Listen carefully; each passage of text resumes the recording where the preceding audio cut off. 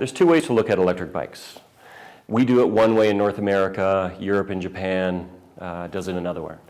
And what we call it is pedal assist versus throttle. North America allows a 750 watt motor, which is equivalent to about 1 horsepower, which you could equate to a 50cc gas scooter. That's what's allowed in North America in terms of motor wattage. In Europe and Japan, we're mostly talking a 250 watt maximum without throttle. And whoever in their wisdom in Europe decided that 250 watts matched your typical rider.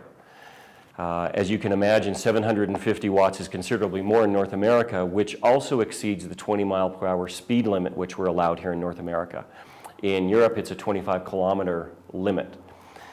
Most of the bike riders in North America want to go for speed when we're talking about electric bikes. So it's also a different customer than what we might have coming into our Pete's electric bike stores and asking for a mid-drive electric bike. The customer who asks for a throttle is typically someone who's 40 plus, and they tell us that I love the 10-mile ride, it's the 5 miles home that I just can't do on pedal power, so I need that throttle to get me home. At which point we'll typically say, one of our salespeople will say, well, have you ever ridden a true pedal assist electric bike?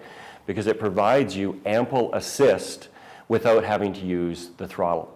At which point we'll put them on that bike and they'll soon discover that 250 watts in the bottom bracket, typically called mid-drive, is ample for them to get that extra 5 miles home.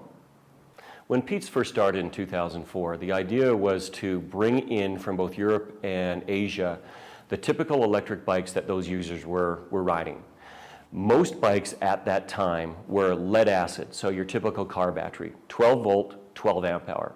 Typically smaller than a car, almost like a motorcycle battery.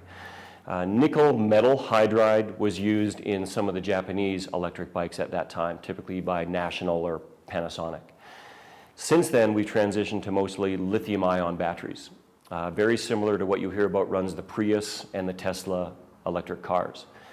Most of the lithium that we use in our electric bikes are Sanyo Panasonic products, and they range from 24 to 36 volts and from 8 amp hour to 12 amp hours.